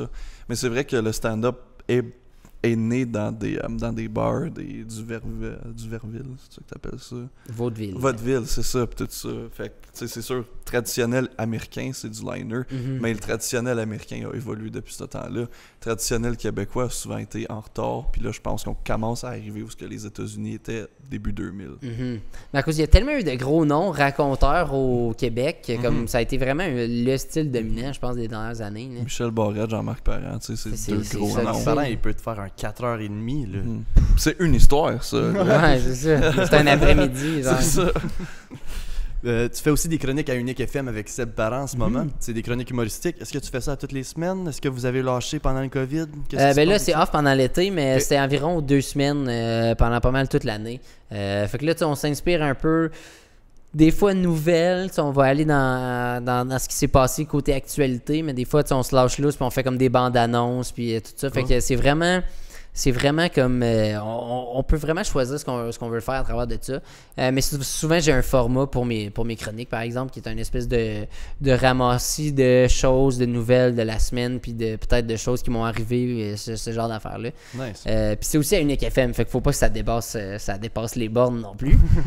Parce que tu sais, c'est de la radio communautaire, mais c'est le fun, puis c'est un espèce d'exposure différent aussi de faire la radio, puis d'être là en studio. Là, dernièrement, j'étais pas en studio évidemment, mais moi j'habitais juste à côté du Unique FM, fait que c'était le fun de pouvoir aller en studio, faire mes chroniques, puis avoir du fun avec Seb aussi, qui est un très bon ami, fait que c'est le fun cette chimie-là le matin. Ouais, c'est sûr. T'es-tu un lève-tôt ou... Quand même, ouais. Ouais, ok. Fait que t'as pas de misère avec ça. Non, vraiment pas. Vraiment pas. Mais non, je suis quelqu'un qui se lève de bonne heure, fait que... C'est beau, ça te donne de l'expérience aussi pour la radio. On voit beaucoup d'humoristes qui font de la radio. Justement, Jade Stamp à Rouge FM, il vient de se faire donner le poste d'animateur pour l'été. OK. Puis on en voit tout plein, là. Mais est-ce que c'est quelque chose que tu aimerais faire éventuellement? Côté chronique, j'aime bien ça. Animation, peut-être un moment donné, si jamais la vie m'apporte à faire ça, parce que j'aime beaucoup parler, j'aime ça être dans un micro, j'ai pas trop de misère non plus à m'exprimer, fait que c'est quelque chose que j'aime beaucoup. Mais j'aime beaucoup le côté chronique, d'être un invité à la station, puis de faire ma chronique, puis comme on a un humoriste local qui vient faire sa chronique de la semaine. T'sais. Est-ce que tu sens une certaine pression avec ça? Ou... Hey, pas tant parce que t'as pas de feedback, tu sais. Fait que, tu sais, au début, peut-être un peu, mais là, après comme 2 ans, je suis comme. Tu sais, j'ai pas eu de mauvais feedback, c'est à cause que ça fonctionne bien, puis je pense que les gens qui écoutent apprécient ce que je fais. Mais c'est toute une autre chimie d'être là, juste avec une autre personne ou 2 autres personnes en studio, puis de dire ton punch puis d'espérer que les autres vont rire fort dans le micro. Parce que c'est juste eux qui peuvent rire. Ton seul feedback, c'est la personne que tu deals avec. Absolument. Tu sais, puis s'il est à son ordi en train de préparer les nouvelles qui s'en viennent dans 5 minutes, puis il écoute pas. Ça se peut qu'il arrive pas. Là. C'est ça, tu sais. Mais tu sais, ça, faut que je le donne au monde de radio, ils sont très bons à faker le rire. Je pense qu'il y a un pré dans l'entrevue, je pense que c'est comme la question numéro 1. Alors, c'est quoi ton rire? Ah! Ok, c'est bon. Si on s'entend que c'est pas José Godette, mais le Richard Turcotte avec les grandes gueules, c'était juste le gars qui riait dans le background. Là. Ouais, absolument. Ça te prend quelqu'un comme ça. Qu'est-ce qui te fait peur de l'humour? C'est quelque chose qui te fait peur de l'humour? J'ai toujours eu peur que comme toute la technique fonctionne plus, puis que là, je sois pris à comme est-ce que je finis mon number a cappella genre c'est pas a cappella mais vous savez ce que je veux dire ou tu sais je le gueule genre ou ça finit là tu sais ça j'ai toujours eu bien peur qu'il y ait juste un micro à une place. Puis ça m'est arrivé dans un number une fois qu'il y a un number où je tape dans le micro, je sais qu'on n'est pas supposé faire ça, mais c'est pour le bien du number, faut que je le fasse. Puis là, comme le micro t'es presque à la fin de batterie, fait que quand que tu tapes un peu dedans, ben il s'arrête. Puis là, c'est dans le milieu d'un punch. Puis là, tu sais, je recommence, puis là, tu sais, les gens, ils étaient ben trop loin pour pas parler dans le micro, fait qu'il a fallu que j'attende qu'un technicien, tu sais, fasse juste me mettre une nouvelle batterie. Puis c'est comme, OK, elle repart dans le milieu de ta joke. Repart la machine. Vous vous souvenez-tu? Vous étiez en train de rire. C'est comme, ouais. Mais tu sais, mettons que tout lâche, ça me ferait bien peur. Ou de genre tomber en bas du stage. Je sais pas comment, mais à la Marjo. C'est ça, ça arrive souvent pareil. Tu sais, faut vraiment, faut que tu sois dans ta bulle pour tomber en bas du stage. Tu sais, de pas voir. Tu sais, je parle pas de tomber dans une trap. Là, juste, pas un stage qui est un step non plus. Honnêtement, pour le montant que Mike Ward boit, je suis surpris que ça y arrive pas plus souvent. Mais il est toujours assis. Il est toujours assis. Comme tu t'es jamais comme enfergé dans un fil de micro, rien de même. Pas encore. J'ai déjà renversé une bouteille d'eau, des petites affaires de même. Mais j'ai jamais eu de gros méga fuck-up, je pense. J'ai jamais joué au Blues Fest, puis il y a eu trop de vent, puis le stage décaliste. Ça n'a jamais arrivé, ça. Moi pis Seb, on parlait, là, on était comme... Imagine finir un numéro, puis tu fais la vague là, sur le monde, mais il n'y a personne qui le fait. Tu fais juste te laisser tomber sur les tables dans un bar. Hey, mais crowd surf pendant un numéro d'humour, pense pas que ça va jamais marcher. Je pense que tu te confonds avec une rockstar. Je pense pas qu'un humoriste qui est comme... Mais tu sais clairement qu'il y a personne, mais t'es comme « Alright, crowd surf! » Tu fais juste casser les tables. Moi, je pense que peut-être sur le moment, ça va pas être hilarant, mais en vidéo, là, est-ce que ça devient viral? Écoute, absolument. Ça donne un number pour la suite, peut-être. Là, mais je pense pas que je m'essayerais pour crowdsurfer, même si j'adore ça. Mais gros fan de métal, fait que j'aime ça le crowdsurf. Mais mes plus grosses craintes, je pense que c'est plus au niveau technique, je pense. D'où ça vient ta passion pour le métal? Je pense que c'est à force d'écouter bien de la musique. Mais moi, je joue de la batterie, fait que j'aime bien drummer depuis que je suis tout jeune. Puis justement, j'étais le drummer de mon école pendant 4 ans pour nos spectacles. Ça a été quelque chose qui m'a toujours passionné. Même après le secondaire, avant de tomber plus dans l'humour, j'avais un petit band qui s'appelait Fingerpoint. Nice. Puis on faisait des covers. Tu jouais au hockey, t'avais un fucking band, puis tu faisais de l'impro et de l'humour. Yeah! Cette année-là, ça a été une année trop chargée à mon goût, si je veux mon avis. Mais tu sais, ça a été le fun. Puis là, on a fait des shows genre pour la Journée du Canada. On avait joué à Rockland, à Hawkesbury, dans l'espace de 2 ans, genre, qui était bien le fun. qui était pas, on jouait pas du métal par exemple, là, mais tu sais, Ouais, vous jouez c'est comme des covers Ouais, de boomer rock. je ouais, sais. pas mal. Bon, c'est spot on pour vrai. Ouais, non, non, mais c'est pas une insulte, c'est littéralement ça que non. Rockland et Hawkesbury font tout le temps. Ils pognent un Absolument. cover band de boomer rock. Tu sais, puis c'était le fun, pour des soirées comme fois ça. qu'on va entendre Go Your Own Way par Fleetwood Mac, tabarnak. Pas assez, si on l'a vu, jamais assez. je l'adore, mais Callis Journey, là, je l'ai dans le cul. Là. Personne n'est capable de chanter comme lui, anyway. Mais le métal, ça a juste été à force des. Ça s'est fait graduellement comme quelqu'un qui boit de l'alcool. Genre, Ok. tu sais, au début, j'y allais avec ce qui est pas de l'eau pétillante. Tu sais, genre, là, garder ça soft, bien soft en choix de musique. Puis un moment donné, on rentre dans la bière. Tu sais, ça, c'est le rock.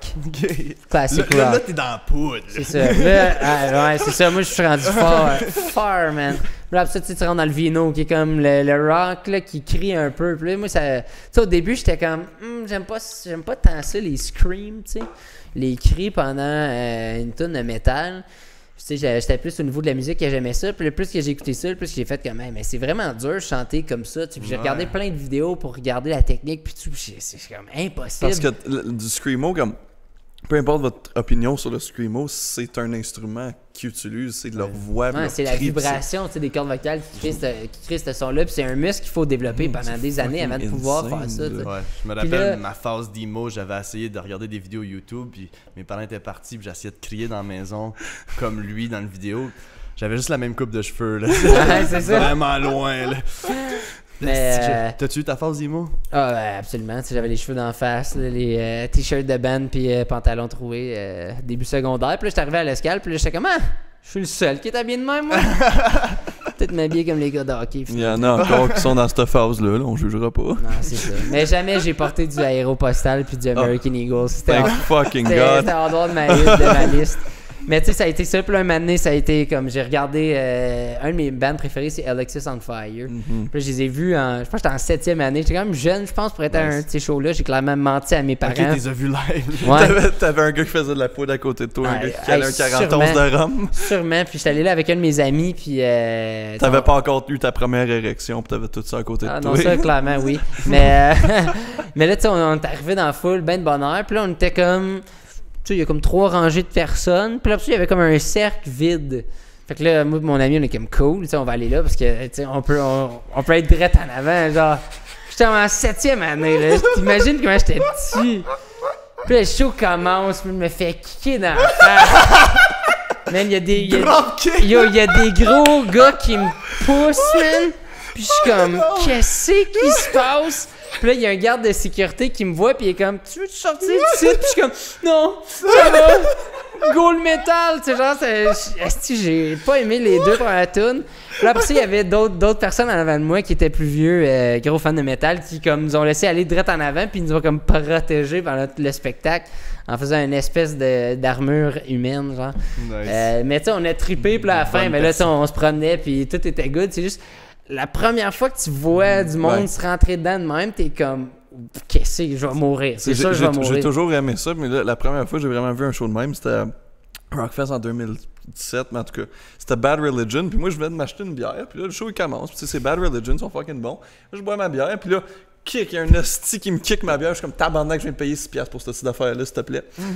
T'as déjà vu 6$ volés? Ouais, c'est ça. C'est tout le temps un choc la première fois, Ouais, surtout puis là, si tu t'attends pas. après ce show-là, pour vrai, je suis juste tombé en amour avec ça, puis comme le crowd surf, puis tout, je suis un gars qui aime ça, tu sais, avoir bien de l'énergie, puis tout, puis j'adore ce genre d'affaires-là. Nice.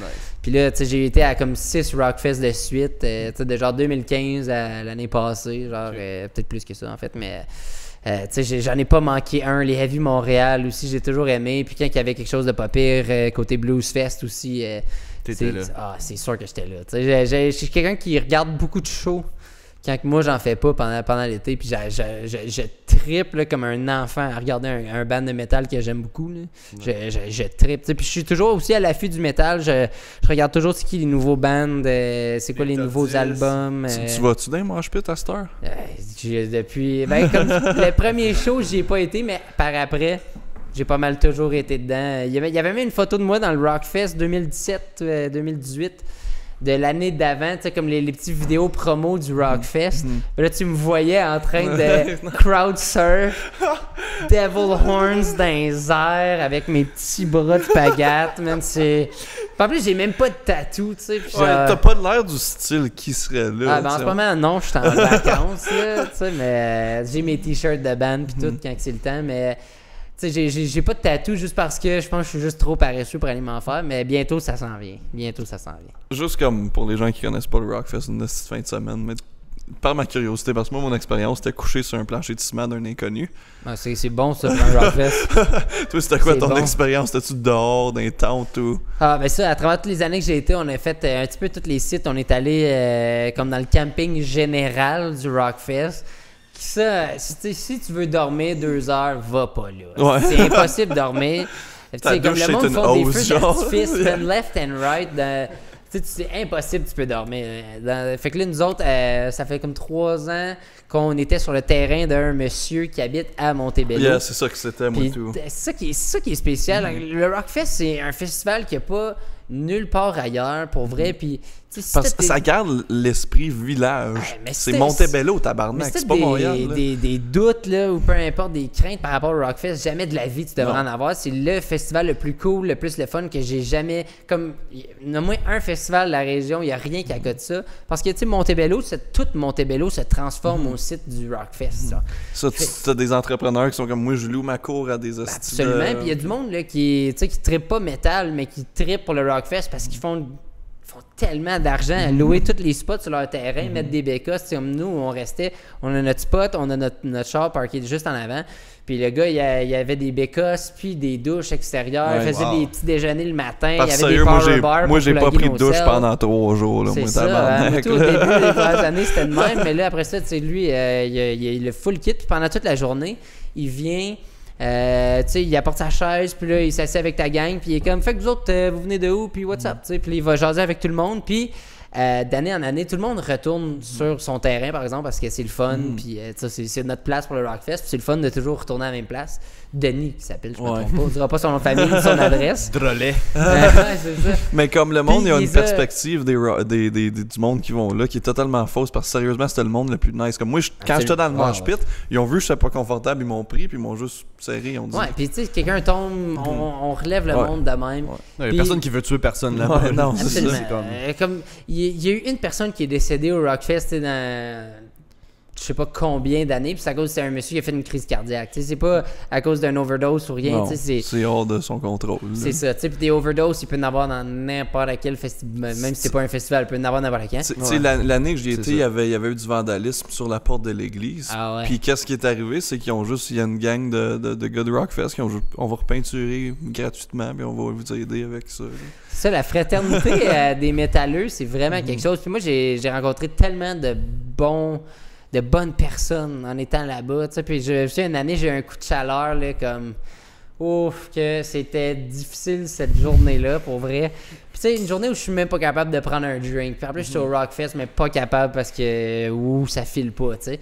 Puis là, pendant un show, il a fallu que je m'en aille proche d'une poubelle, peu importe. Puis là, à chaque 5 secondes, quelqu'un me tapait dans le dos en me disant « Ça va être cool, man. Pas de stress. » Tu sais, c'est juste... C'est le fun, la vibe, puis c'est des gens, on tripe sur la même affaire. T'sais. Puis moi, je trouve que les festivals comme le Rockfest, qui est festival métal, les gens, ils sont beaucoup plus là pour la musique qu'à, mettons, Escapade ou whatever. Ces festivals-là, que le monde, ils sont juste là pour bien se péter, prendre des photos, puis on sent...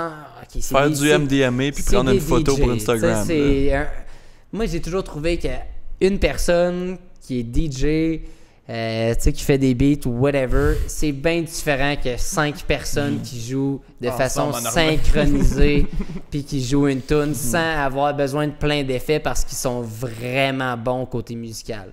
C'est ça, comme moi je me promenais au Rockfest, je parlais avec le gars d'un band, puis là je suis quelqu'un de random, il est arrivé puis il est comme cette band-là est inspirée d'un comme vieux band de métal allemand des années 70, puis on dit comme Chris, Est-ce que le monde, ils connaissent leur affaire ici? Ben ouais. Puis tu vois le monde qui ont des patchs de plein de bands Ouais. sur leur veste en jeans, tu sais, c'est malade. C'est une des meilleures ambiances que j'ai jamais vues de ma vie, puis c'est le fun. Puis tu sais, il y avait des années où Mike Ward il était là, Yeah. avec son personnage là, qui faisait la musique plus avec l'autre dude. Poddy puis Chabot. Ah, ok, il était là en ouais. Poddy puis Chabot. Oh man, ça Martin Perizzolo puis Mike Ward, Yeah, est-ce qu'ils sont man. drôles? Puis, tu sais, c'est. Fait que, puis il y avait de la lutte, je pense, un Ouais. C'est plein d'affaires. Genre, Plein d'affaires malades. Fait que, puis il y a même eu une Saint-Jean une année, Ouais. Saint-Jean Rockfest. C'était. les cowboys fringants, c'était il y l'année a eu que un j'étais. mosh pit pendant les étoiles filantes. Ouais, C'était fucké, man. À pluie battante, là, comme leur tune de la manifestation Ouais. a jamais été plus real pour Rockfest. là. Nice. Moi, l'année que j'étais là, il y avait Tenacious D, genre, qui Ah jouait, ouais. puis là, Slayer sur un autre stage, puis là, Slayer, ils ont juste fucking embarqué par-dessus tout le monde, puis là, Tenacious D, t'as tout juste comme, alright, nous autres, on a fini parce qu'on s'est fait Slayer.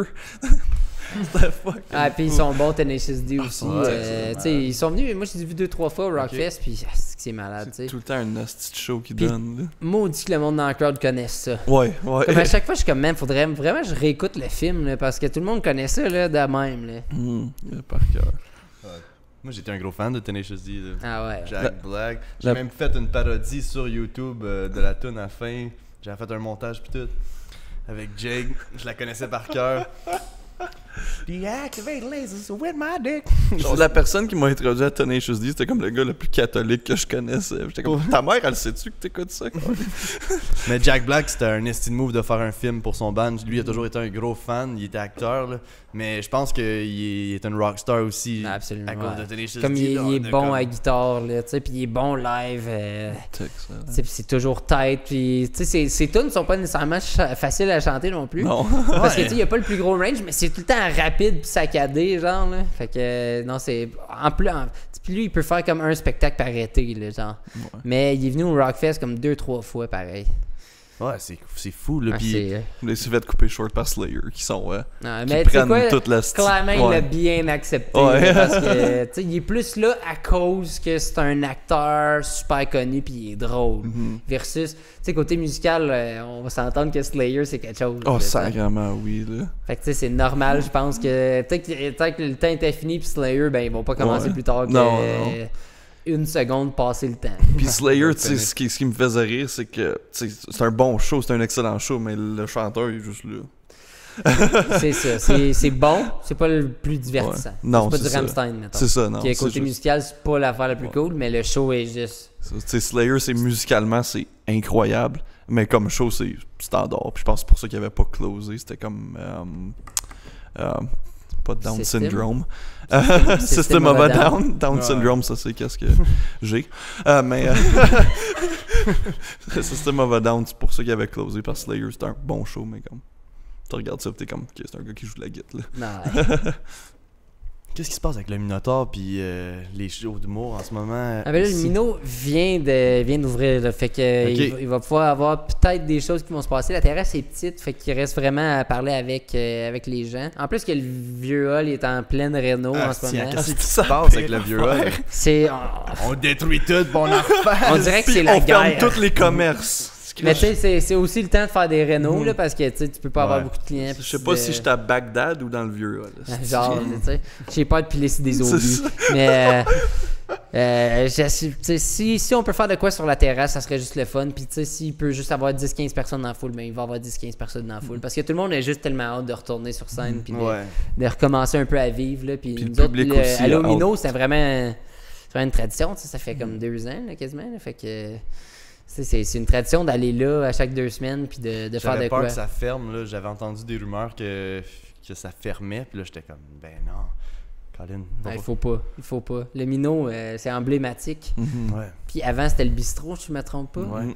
Puis là, c'est je pense, une des premières fois que je suis sorti au bar, que j'avais 17 ans. C'était au bistrot. C'était au C'était au bistrot. bistrot, Faut pas que ça ferme, cette place-là. Ben non. Puis, tantôt, je pense que tu y avais demandé là, la différence de jouer en Ontario puis au Québec, là. Est-ce que. Ben, tu as demandé de Montréal, Ouais. Outaouais, ouais. Ok, sorry. Là. Mais je pense qu'on avait commencé sur animateur contre stand-up, qu'on n'avait pas vraiment fini. Ils nous avaient expliqué c'était quoi être animateur. Est-ce que tu penses que tous mettons, les stand-up devraient animer une soirée ou c'est pas pour tout le monde? Je pense pas que c'est pour tout le monde. Je pense que, tu sais, faut vraiment que tu sois confortable, faut pas que ça soit forcé non plus. Il faut vraiment que tu sois à l'aise. Puis j'en connais des humoristes qui eux autres aiment juste bien mieux être vraiment dans leur stock. Puis comme, tu sais, j'ai tout écrit d'avance, puis that's it, that's all, tu sais. Fait que animer, ça peut être plus tough de ce côté-là. Puis faut aussi avoir le dos large parce que des fois, ça va moins marcher, tu sais. T'animes, genre, des fois, c'est pas toujours tes numbers super bons, super tight. Fait que t'essayes des affaires, puis c'est du crowd work ou des versions numéro 1 de plein d'affaires. Là. Fait que c'est plus tough, mais je sais qu'il y en a qui aiment pas ça. Ce côté-là. Ouais, je pense pas que c'est fait pour tout le monde. Comme je me vois crissement pas animer une soirée. Mais moi, c'est le pire, c'est que je te vois animer une soirée, tu sais. Mais ça serait thématique, ta thématique, là. Mais c'est ça, des fois, les gens, ils ont pas tout le temps confiance en eux, mais moi, je sais pas, on dirait que je vois, j'ai des amis que je suis comme, tabarnak, tu pourrais être humoriste, là. Il y a tellement de monde que... Il y a du monde qui ont le potentiel, c'est sûr, puis on dirait qu'ils vont jamais l'exploiter. Le pire, c'est qu'il y a de la place. Il y a de la place pour tout le monde qui veut l'être parce que l'humour, c'est quelque chose que tout le monde va tout le temps craver. Peu importe comment que ça va bien, mal dans le monde, on veut de l'humour. Puis là, en plus, en ce moment, tu sais, l'humour dans la région d'Ottawa, Ontarien, Outaouais, ça se développe. Fait que, tu sais, c'est le temps là, de rentrer dans la gang puis d'essayer d'en faire. Tu sais, si on peut tous se partir de notre soirée d'humour puis tous s'inviter, là, on va avoir du fun en tabac.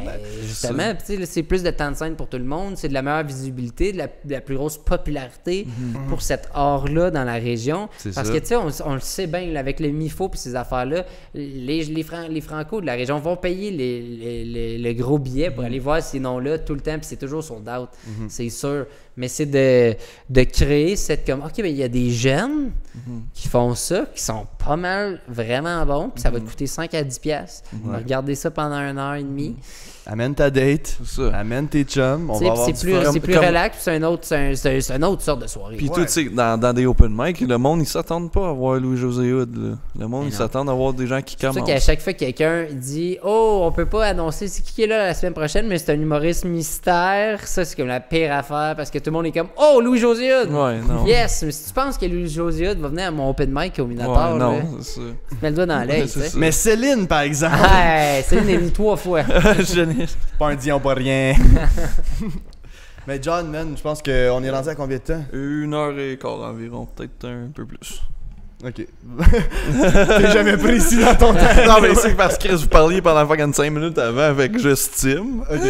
C'est vrai, on a commencé avant que ça soit commencé. C'est ça. C'est ça qui arrive. Puis on va continuer, mais je pense qu'on va closer ici, puis on va te réinviter. Dernière question, j'aimerais savoir où c'est que tu te vois dans 10 ans?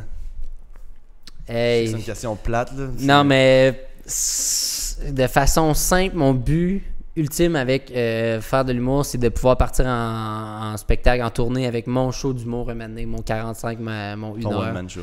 Mon one-man show, puis de... Tu sais, que ça soit même... Tu sais, moi, une affaire que j'aimerais bien faire, parce que je suis franco-ontarien, puis j'aime bien la francophonie en Ontario, ça serait de faire une tournée de mon spectacle un petit peu partout en Ontario. Nice. C'est vraiment cool. Genre aller où ce que les gens oublient souvent d'aller, qu'il y a des grandes communautés francophones comme dans le nord de l'Ontario. C'est ça, tu sais. Puis souvent, moi, j'étais allé souvent faire des formations puis des affaires de même dans des petites régions comme ça, puis c'est souvent les plus chaleureuses, puis les plus accueillantes. Tu sais, j'étais arrivé à des places là, pour des contrats, tu sais, où je suis remplaçant pour du monde. Puis là, je me fais accueillir avec une petite bouteille de vin, plein d'affaires. Puis c'est comment, ben, tu sais, on a un artiste aux 2-3 mois. Fait que, tu sais, on est content que tu sois là. Puis j'ai du monde pour te chiller. Puis, tu sais, je suis full en confiance. Ils t'engagent des chilleux. C'est ça, tu sais, ils ont engagé du monde pour jaser avec moi avant le show, genre, tu sais. Puis juste me donner des compliments, même s'ils me connaissent pas. Puis, tu sais, ça me ferait bien triper. Faire le tour de l'Ontario avec un show, un bon show.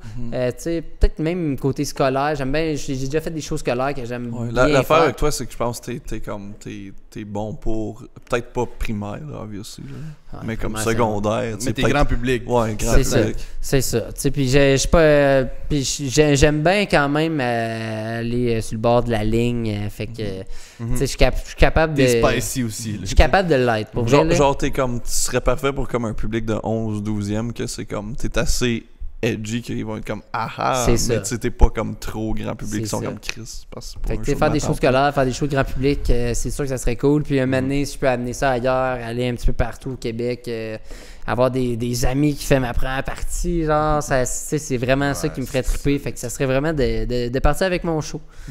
Puis de pouvoir rider cette vague-là de spectacle. Nice, man. Bon, on te le souhaite.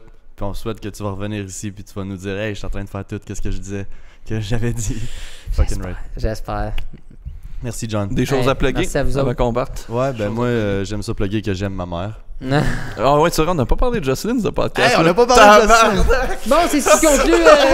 Sorry, mom! À chaque fucking épisode, faut parler de ta mère 5 fois, esti. Ah ben non, j'ai pas trop de plugs en ce moment, c'est sûr, parce qu'avec Ouais. ce qui se passe, Ouais, c'est c'est comme ça. Mais si jamais au Mino ça débloque, on se laissera savoir. Sinon, il y a peut-être quelque chose qui va se passer Ta à côté page. de Drive-In Nice.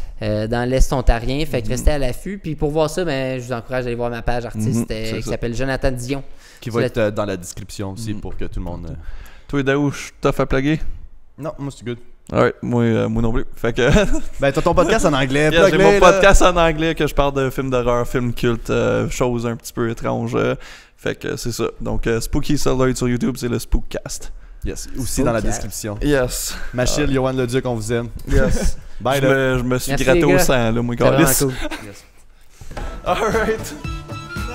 Ah, tu peux pisser?